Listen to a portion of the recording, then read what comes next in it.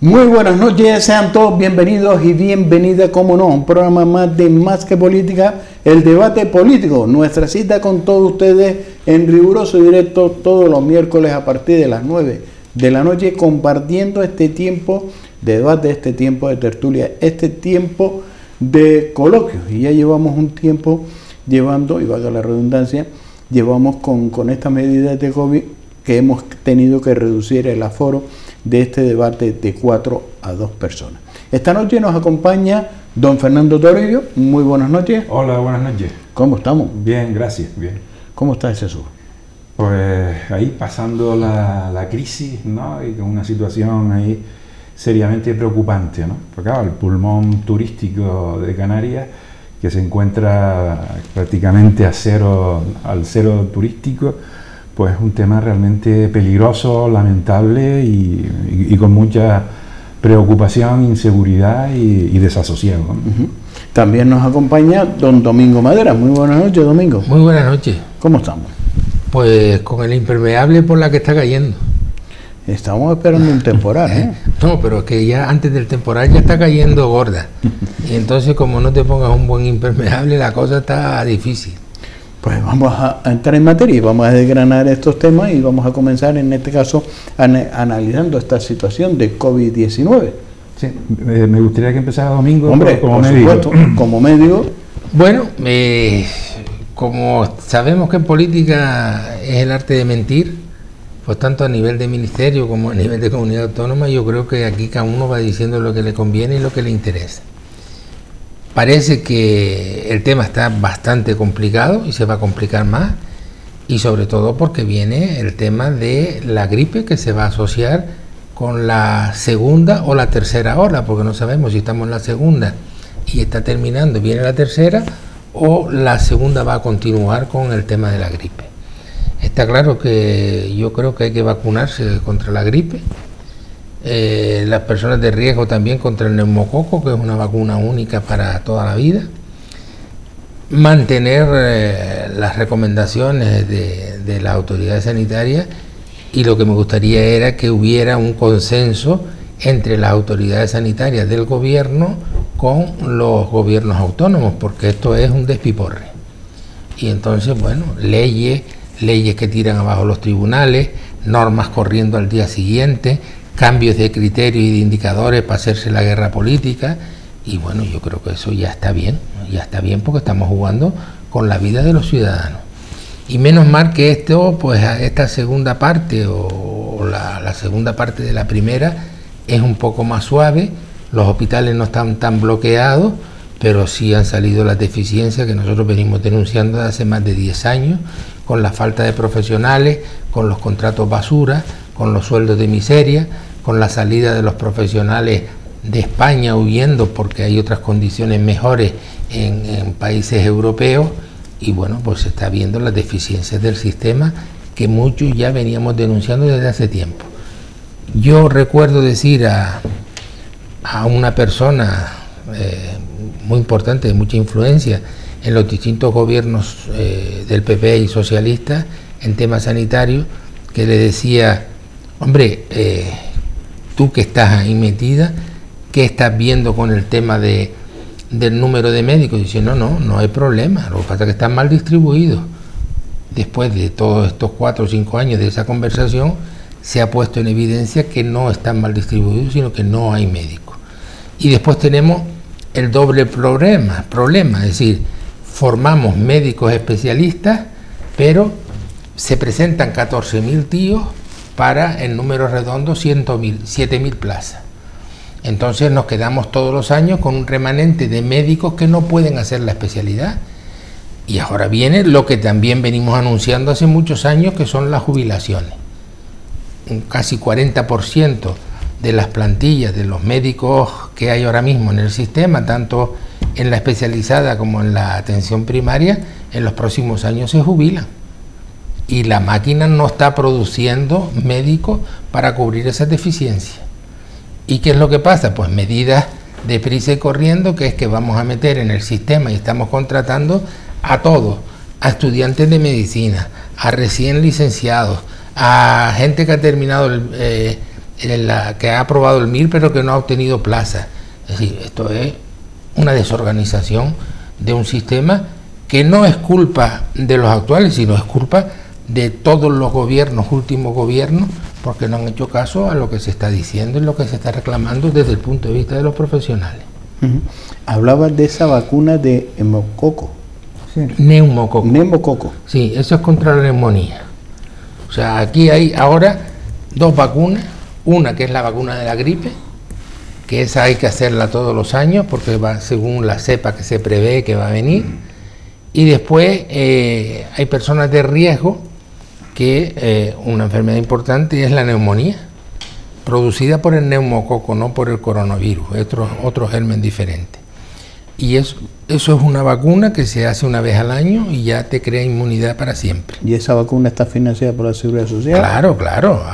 El problema es que no se divulga, no se dice, a veces se dice tímidamente, pero yo creo que hay que decirlo públicamente. ¿Y quiénes son las personas de riesgo? ¿Con qué patología? Hombre, normalmente cualquier persona que tenga una patología, más la obesidad, la edad, la diabetes, todas estas cosas, son personal de riesgo. Son los que se tienen que vacunar. En principio, claro. Y siendo una vacuna que es para toda la vida, ¿por qué no se promociona? Porque no se... Porque siempre hemos hablado de la medicina, que es importante, más vale prevenir que curar. Claro. El problema es que este sistema, desde hace muchos años, es un sistema dedicado a la curación, no a la prevención, que es otra de las cosas que nosotros venimos reclamando hace mucho tiempo, que es invertir más del PIB en atención primaria y disminuir un poquito en la especializada. ¿Por qué? Porque si nosotros controlamos bien la atención primaria, evitamos que la gente enferme, o por lo menos disminuimos el riesgo de enfermedad, porque hacemos prevención. Pero aquí nos hemos ido a gastar 20.000 cosas, robots y no sé cuánto y no sé qué, cuando tenemos las cosas básicas deficientes. ¿Y se ha marcado un protocolo de vacunación de la gripe? Digo, por estas medidas del COVID, porque todos no podemos ir a los centros de salud, sí. Te piden que pidas cita previa, te piden todo ese protocolo que se ha montado. Lo lógico es llamar al 012 para pedir hora. Y en cada centro de salud te darán tu hora para que te vacunes. Sí, bueno, no, lo que ha dicho Domingo, ¿no? Para mí, o sea, uno de los temas que yo me parece más curiosos es que hemos ido sistemáticamente a remolque de las circunstancias. No hemos sido capaces de prever, ¿no? lo que podía ocurrir como previsible, y si era previsible podía ser inclusive evitable, ¿no? Es decir, el papel de las administraciones públicas en materia sanitaria es fundamental, y por eso a mí me gusta hablar contigo, porque me estás dando aquí unas claves sencillas, y que eso se supone que lo tienen que saber los políticos, que son los que controlan la gestión de la administración pública. Es decir, necesitamos gente preparada, gente que sepa y gente que se adelante a las circunstancias, ¿no? Estás hablando de la prevención frente a la curación, efectivamente, eso es así, debe ser así. Pero nos hemos encontrado con este tema que estabas planteando, ¿no? Puestos en precario de muchos médicos, la disfuncionalidad del MIR, es decir, cómo 14.000 médicos se presentan a 7.000 plazas, qué pasa con el resto. Y a mí me gustaría que me dijeras, ¿te acuerdas en la época tuya, en la época que nosotros estudiamos? Los médicos, yo me acuerdo que algunos no hacían el MIR, sino se metían en el departamento de la universidad y conseguían una especialización. Es que ¿no? eso era por el sistema, es decir, el sistema MIR se implanta, si mal no recuerdo, en 1975, 1976, empieza la primera promoción MIR. Sí. Entonces, hasta aquella época, en las facultades habían escuelas de especialidades. Entonces tú llegabas a un acuerdo con el catedrático, estabas una serie de años allí prestando tu servicio, te controlaban y tal y cual, y entonces al final obtenías la especialidad. Desde que se implantó el sistema MIR, eso desapareció. Ya los asistentes voluntarios, los internos de cátedras y todas esas cosas fueron desapareciendo. Entonces la única manera de poder tener una especialidad es entrando en el sistema MIR. Y la única manera de ejercer en la medicina pública es con el MIR. El resto que no sacan el MIR tienen que dedicarse a la medicina privada o a otras cosas. Con lo cual estamos formando 7.000 médicos prácticamente anuales que después no le damos salida. Y entonces, claro, ¿qué pasa? Que muchos se van a Europa porque tú llegas a Alemania, no tienen el sistema MIR, tienen otro sistema de hacer la especialidad, pero después se lo convalidan. Entonces tú te formas en Inglaterra, te formas en Alemania y vienes y te convalidan la especialidad porque estamos en Europa. Entonces, bueno... Eso es una contradicción, ¿no? No, lo que es una deficiencia, que nos gastemos dinero en las facultades de medicina, que cada vez hay más facultades, que cada vez va a generar más médicos, pero que no estamos dando abasto a las necesidades del país, por el sistema tan restringido que tenemos. Y después ya no te digo la locura que oigo de los nuevos planes de formación de médicos.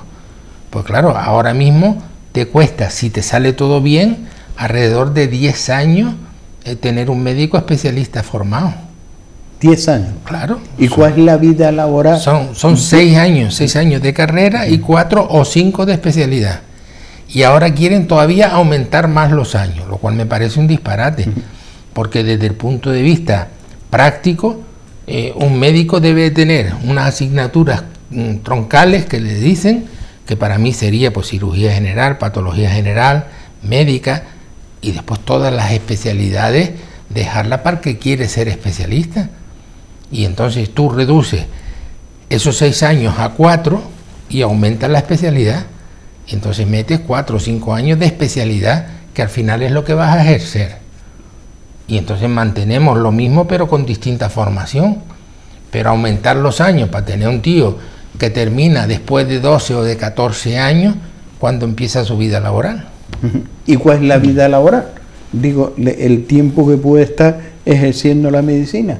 Digo, en el servicio. Depende de lo que diga el gobierno, porque si ahora se jubilan a los 75 o se jubilan a los 80, porque no sé por dónde terminará, pues imagínate. Ahora está a los 65, ¿no? No, ahora estamos ya por los 67.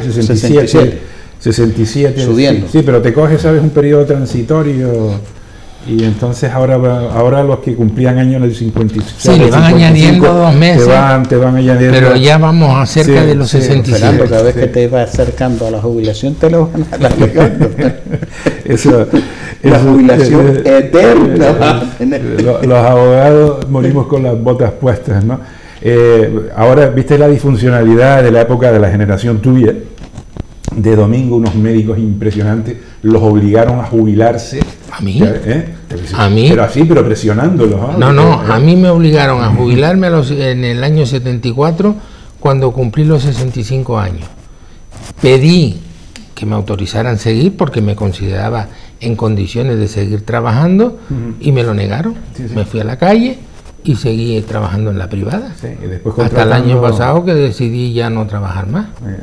Pero estaba en perfectas condiciones físicas y mentales. Claro. Es decir, yo estaba hoy en un quirófano de urgencia, en el materno, y mañana ya no servía. Así, en 24 horas. Yo lo he visto, sí. Eso no es lógico. Sí, y después la excusa era que se iban a contratar a los médicos jóvenes por los que nos jubilábamos, sí. Y por cada 10 contrataron 1. Sí llegaron. Exacto. Por cada 10 que se jubilaron. Sí.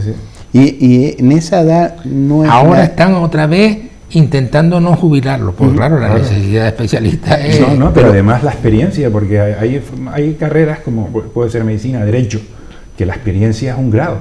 O sea, igual que los catedráticos, oye, por los eméritos no los jubiles, son personas que pueden aportar muchísimo, ¿no? Entonces, todo ese tipo de cosas hay que plantearlo. Es que podemos decir que a lo mejor es el momento donde mejor se encuentra, ¿no?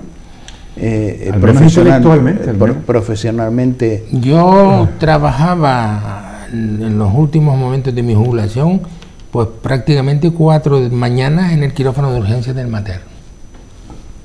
Y estaba feliz y estaba contento. Y los residentes contentos, porque claro, tenían una persona al lado con experiencia. Yo creo que lo hicieron por ahorrarse costos laborales. Es decir, sí, el motivo principal es quitar los trienios. Exacto. Te quitas un tío, pero después cumple con la palabra, contrata a otro tío, pero no por cada 10 uno. Y además que no pagas trienios, eso fue un ahorro relativo. Sí. Porque hay otras cosas donde se pueden ahorrar más. Pero vieron muchos médicos así de tu generación que se jubilaron, o sea, porque los obligaron a jubilarse, Sí. y después decían, no me vale la pena dedicarme a la privada porque los temas fiscales, Sí, ¿sabes? no, Y- eso- y ya abandonaron, y dicen, bueno, pues sigo, me cobro la pensión, me olvido. Y, Sí, eso había ahí, hombre, una cosa que tú tengas una privada desde hace muchos años Ujú. y sobre todo abierta antes del 95 creo que era cuando era compatible, y otra cosa es que tú te jubiles y vas a abrir una privada, no puedes. Sí, mira, Domingo, te quería preguntar una cosa. Por ejemplo, con el tema este de la vacuna, de la gripe, esta de la neumonía, otros años las farmacias tenían Sí. las vacunas, ¿no? Y Y ahora venta. ya no, y el farmacéutico contribuía Claro. y ahora no tienen los farmacéuticos No la vacuna. tienen porque el sistema público lo ha acaparado todo para controlarlo. ¿Cómo valoras eso? Hombre, si la siguen distribuyendo bien, a mí me da igual, porque al final tiene que estar financiada, me da igual quién la distribuya. Ya, ahora, por lo visto, para ponerte la vacuna de la gripe han ido primero a unos colectivos que tienen preferencia. Claro, ¿Eh? tienes primero el personal sanitario que se ha Sí. vacunado hoy, Sí. después tienes las embarazadas, que es un personal de riesgo, y después el personal de alto riesgo, que son los mayores de 65, me parece, o 60 o Sí. 65, y toda la gente que tiene patología, como citábamos antes. Ya. La hipertensión, la obesidad, la diabetes, todas esas Sí. cosas, son personas de más riesgo. Esto, lo que estabas diciendo de llamar al 012, porque a mí me habían dicho, dice, oye, no, tú llamas primero por si tienes cita previa, ¿sabes? La app esa que tenemos Sí. de cita previa de Servicio Canario de Salud. Si pones cita con enfermería, que es en teoría quien te pone, Sí. las horas que están dando es para abril, mayo del año que viene. Sí, pero esa cita es para el asesoramiento. Pero cuando tú decides ponerte la vacuna, lo que tienes que pedir hora para irte a poner la vacuna. Pero ¿quién te En el hace? ¿Tu centro de médico? salud, en el centro de salud. Pero vamos a ver, Pero- tú que eres coherente, que tú me vas a asesorar a mí en abril y mayo, la vacuna que me tengo que poner. Ahora ya. No, tú puedes llamar al 012 para que te den hora. Sí. O puedes llamar a tu enfermera para que te explique, para que te diga, Sí, y pero para que como te me dé está hora. diciendo Fernando, le La- dan cita para abril, para la mayo, telefónica, de que me vas a asesorar Pero- en abril, pero de todo mayo. eso son A lo sistemas- mejor me vas a asesorar de la vacunación del 2021. Bueno, pero todo depende. Si yo he pedido, No, digo, yo he pedido hora hoy para mi enfermera del centro de salud, para la enfermera de mi médico, y me han dado hora para mañana. Entonces depende de los cupos. Hay cupos que están sobredimensionados, Sí. hay cupos que están faltos de gente, y entonces eso es un problema de organización. Es que otra de las cosas que nosotros decimos es que hay que redistribuir la población y los centros de salud, porque la población se ha movido. Y a lo mejor tenía un centro pequeñito, un consultorio, que ahora es una zona residencial. Y eso no se ha cambiado. Entonces hay que volver a redistribuir las zonas básicas de salud, hay que arreglar los servicios de urgencia, hay que arreglar todo el tema de la atención primaria, hay que darle más capacidad a los médicos para pedir pruebas complementarias. Pues claro, después tú, el gerente o quien sea, le prohíbe al médico pedir ciertas cosas. ¿Y cómo se va a llevar ese protocolo de vacunación? Porque si estamos hablando de que primero son los trabajadores sanitarios, segundo las personas con alto riesgo, tercero las personas mayores, y después el resto de la sociedad. No sé si habrá otra escalada bajando. Y si alguien te llama ahora y es una persona joven, ¿qué tiene que esperar? Hombre, yo no sé cómo lo tienen organizado, yo te hablo en general. Sí, pero en la general, estructura. ¿cómo se marcaría esa estructura? Digo Pues yo, no lo sé, habrá- porque si habrá también, una como está agenda. diciendo Fernando, han acaparado todas las vacunas, no te las encuentras en la Pero farmacia, esto es cuestión de agenda. dirá, oye, primero vamos a vacunar, pero claro, pero es que yo no veo que te llamen del Servicio Canario de Salud o hayan puesto, fíjate, con el paro podrían contratar unas cuantas A personas. mí y el año harían pasado mucho. me llamaron, si quería vacunarme. El año pasado, este año no. Este año todavía no, pero empieza la campaña mañana. Empieza mañana para los los ciudadanos. Mira, esto hoy empezó para los sanitarios. A mí nunca me han llamado. Pero el tema es sencillo, o sea, bueno, pero tú eres sanitario. No, pero eso es un tema de agenda. Si tú organizas la agenda y dices, hoy cito a 4 de alto riesgo, a 4 embarazadas, a 4 no sé qué, y voy cubriendo las agendas. Sí, pero a mí nunca me han llamado, yo no estoy en esa agenda. Yo no sé, pero otros años. Tú no eres de riesgo. Eres un pibe joven. Ni otros años, ni en 52 años que tengo, me han llamado ni una vez. Mira, a ver si ahora te llaman por las listas nuevas. Hoy salió un artículo. Necesitan 52 veces.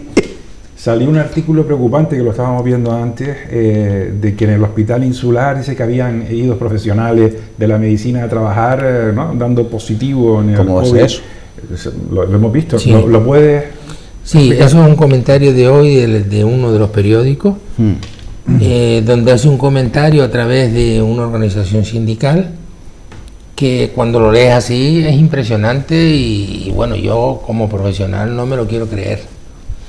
Me hace falta escuchar a la otra parte. Me hace falta que mañana salga la consejería o la gerente del materno insular dando sus explicaciones de si eso es así o no es así o tiene otra versión diferente. A mí lo que se me ocurre es que todas estas cosas son cambiantes, como decíamos antes, ¿no? Por ejemplo, hemos basado todo en las PCR. Ahora ya estamos aflojando en las PCR y se está viendo en Madrid. En Madrid se le decía el otro día que era una utilización política porque no estaban haciendo PCR. Pero la contestación del gobierno de Madrid, del autonómico, es que han hecho menos PCR, pero están haciendo el test rápido de las inmunoglobulinas. Entonces, claro, al final los resultados tú los sumas. Si tú valoras que solamente se están haciendo PCR y que la curva está bajando porque no haces PCR, eso es falso, porque te están haciendo otra prueba que es casi mejor, por así decir, que el PCR. El PCR es una detección genómica del virus y una vez que se diagnostica, en teoría, en 10-12 días de combinación desaparece sola porque los virus no tienen tratamiento. Después está el que se complica, que es otra cosa. Pero por ejemplo en Barcelona, que mi hijo sufrió la infección por el virus porque está haciendo neumología, estuvo sus 15 días confinado y después le hicieron unas inmunoglobulinas. ¿Por qué? Porque se está viendo que a veces hay PCR positivas que no contaminan, pero que son restos genómicos que dan la PCR positiva pero que no contagian. Y entonces, claro, ya la segunda PCR está en duda. Y entonces lo que sí se está haciendo es la determinación de anticuerpos, las inmunoglobulinas, la IgG y la IgM. Si la IgM es negativa y la IgG es positiva, es que tienes defensa y has pasado la enfermedad. Si la IgM y la IgG son positivas, es que estás pasando la enfermedad. Entonces son otros parámetros distintos. Y eso es lo que hay que ir evolucionando en base a lo que te dice la ciencia. No todo va a ser seguir siendo PCR. De hecho, yo que pasé la enfermedad, ahora estoy intentando hacerme cada 2 meses las inmunoglobulinas. ¿Por qué? Porque todavía no se sabe lo que dura la inmunidad. Te hablan de 2, te hablan de 6, te hablan de 1 año. Entonces, según, ¿no? Pues si es trans, a trans ya es inmune ya de por vida. Sí, pero a ese porque le hicieron otros tratamientos. A trans no lo dejaron solo ahí aislado como hicieron conmigo. A trans le han metido sangre o le han metido plasma y cosas de gente infectada para crearle anticuerpos, etcétera, etcétera. Trans ha tenido un tratamiento diferente a lo que se hace habitualmente. ¿Y ha tenido el COVID? Yo creo que sí.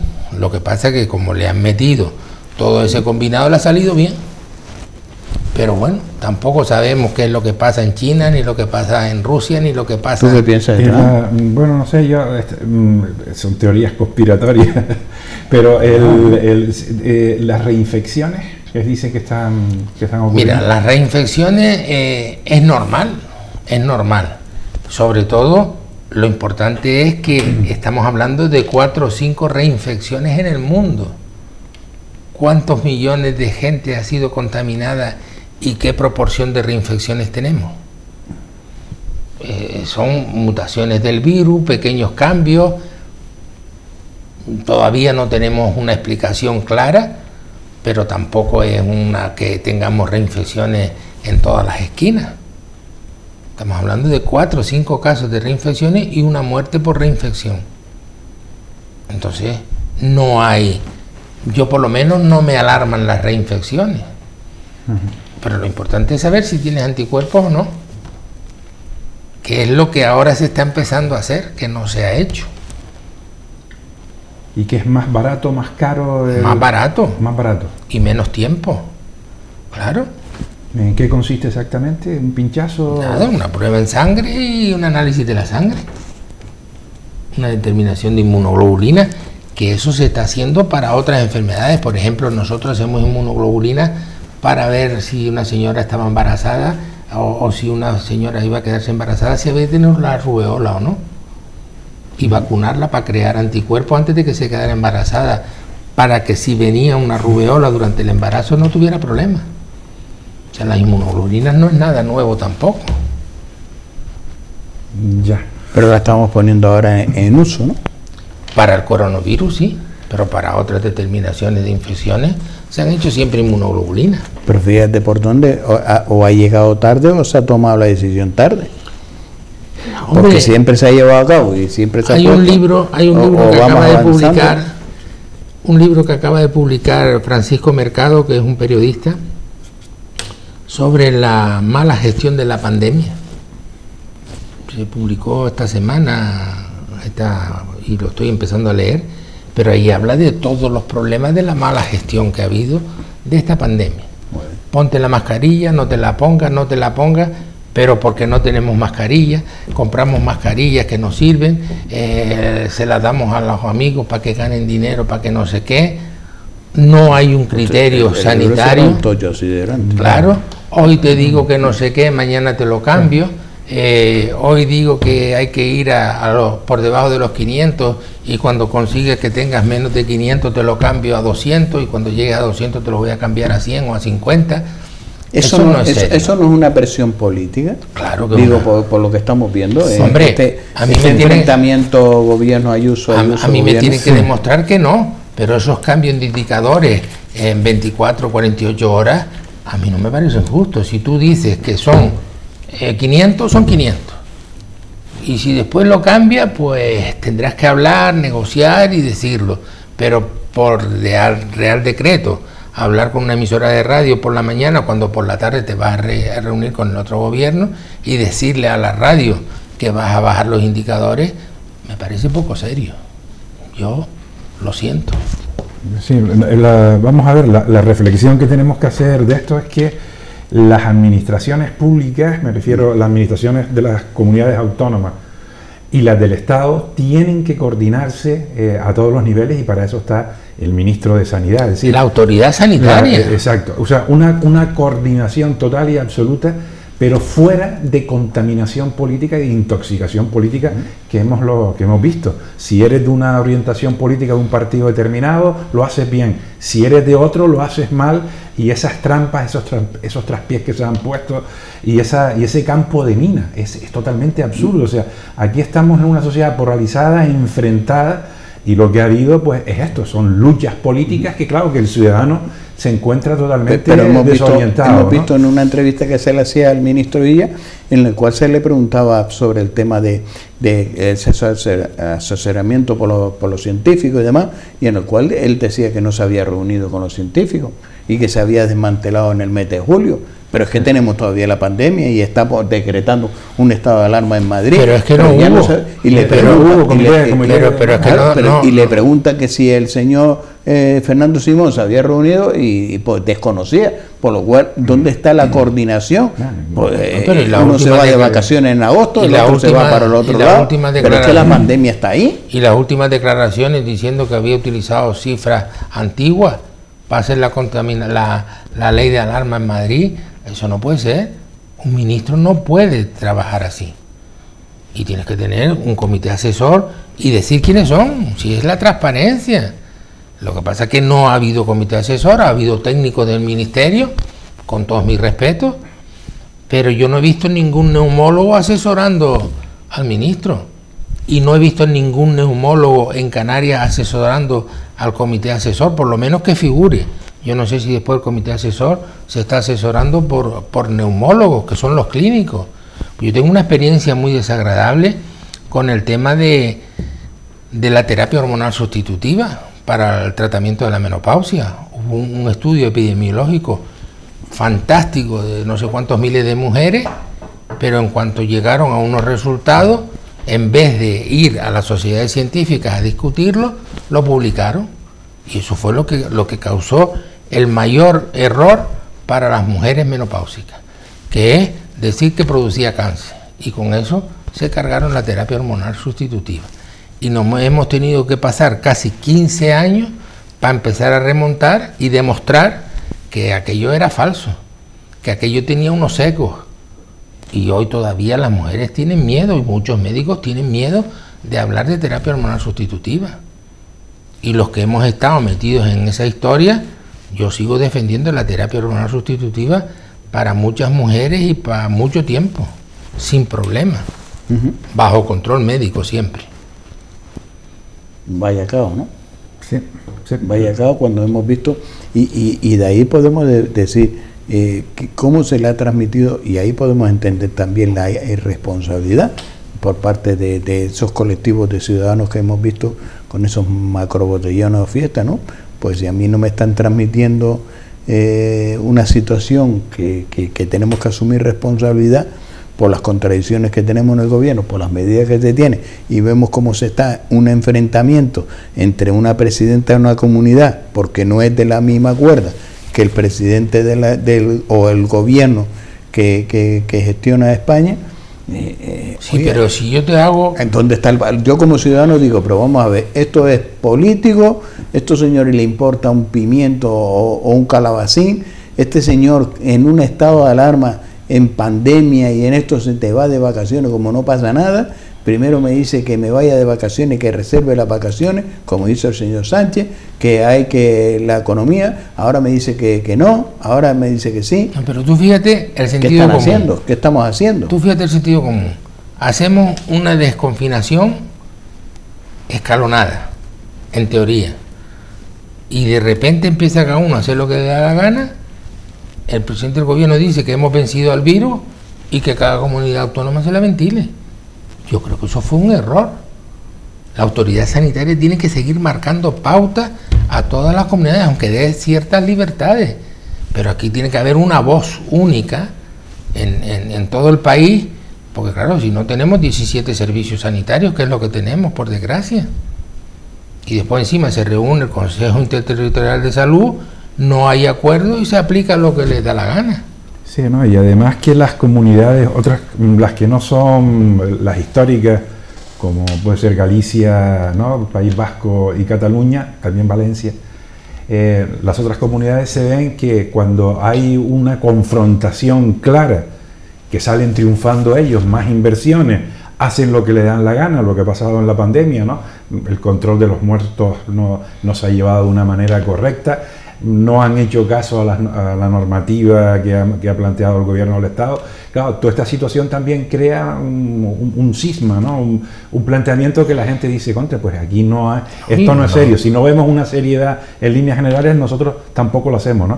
Has visto lo que ha pasado en Valencia, ¿no? La comunidad con los universitarios, que llega un momento en que si no ven que haya una fortaleza sistemática en cuanto a determinaciones de las normas que se tienen que cumplir, pues se las saltan a la torera, y eso es lo que está pasando. Pero lo que nos pasa a nosotros no solo a España, también la pasa a Francia. Ahora Francia también va a hacer un confinamiento. Bélgica ya está por encima de España. Porque ya se le ha disparado. Es decir, que esto, afortunadamente, o sea, afortunadamente.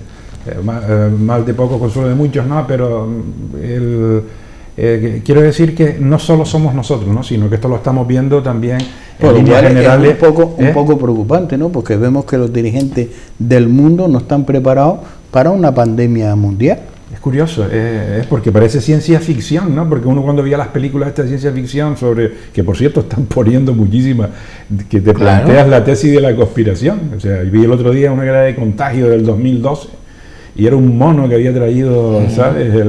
Por el murciélago que tal. Entonces, todo este tipo de cosas te queda un poco sorprendido, ¿no? Que lo que estás hablando ahí está salido del laboratorio, pero que yo pensaba que en el siglo XXI, ¿sabes? La tecnología, el Estado social y democrático de derecho iba a salir adelante tranquilamente, ¿sabes? Iba a tener medios.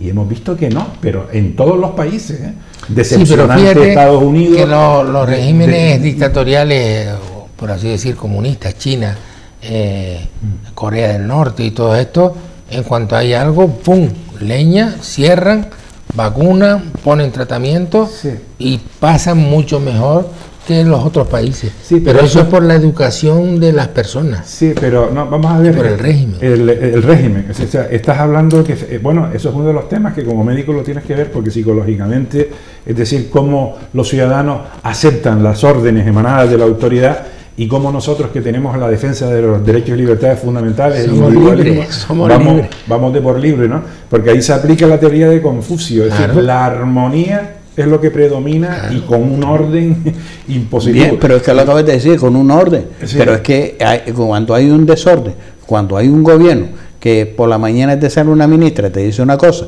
al mediodía un ministro te dice otra, y por la tarde el presidente del gobierno o el vicepresidente del gobierno te dice otra, y al final las conclusiones son todas contradictorias y se toma la decisión contraria a todas las decisiones, tú dices, pero oiga, ¿a quién le vamos a hacer caso aquí? Claro. Entonces, cuando no tienen ni pajonera idea de lo que están haciendo. O sea, los ciudadanos lo que ven es conductas reactivas ante unas acciones sin planificación y siempre a remorque de las circunstancias. Cuando un señor me dice a mí que es el ministro de Sanidad, que no se ha reunido con nadie, y que el señor Fernando Simón, pues tampoco no sabe si se ha reunido, cómo lo está llevando, y el señor Fernando Simón dice que me voy de vacaciones y encima me hace un reportaje para ser un poco víctima y quedarte allí y venderme. Es que aquí en este país lo que funciona son los jueces estrellas y los médicos estrellas.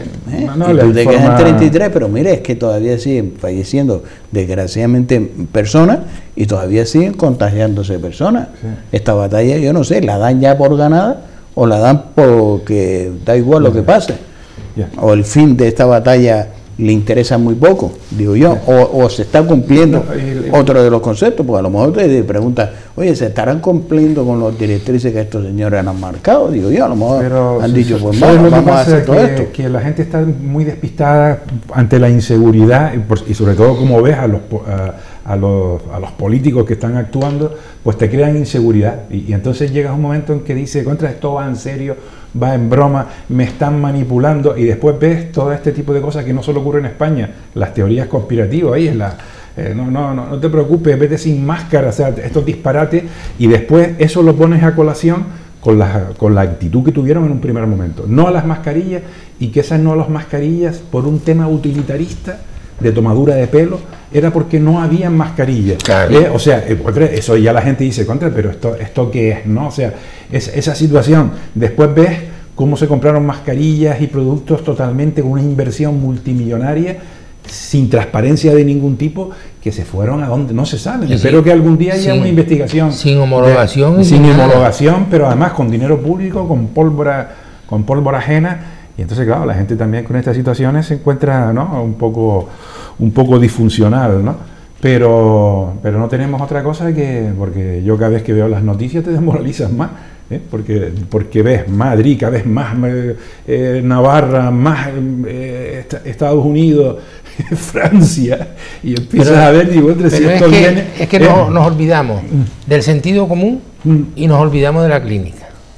La clínica es algo que aquí se ha basado todo en las PCR, y tú no has visto la gente con clínica.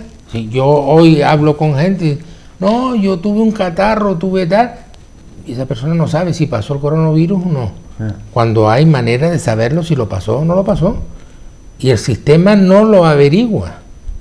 Después está los que contagiaban asintomáticos.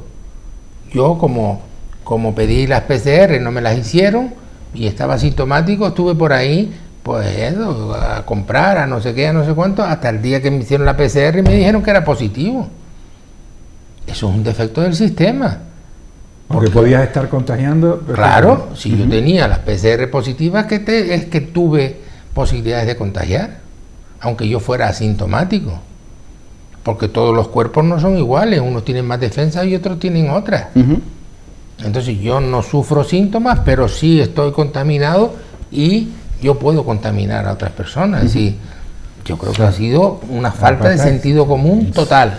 Bien, nos vamos a ir a unos minutos de publicidad y a la vuelta volvemos nuevamente con todos ustedes sumando otros temas. Vamos a hablar al inicio de esta segunda parte de inmigración y de la visita del señor ministro de Inmigración y Seguridad Social a esta isla a la isla de Gran Canaria, pero también estuvo en Tenerife y en Fuerteventura. Pero eso hablaremos a la vuelta de la publicidad.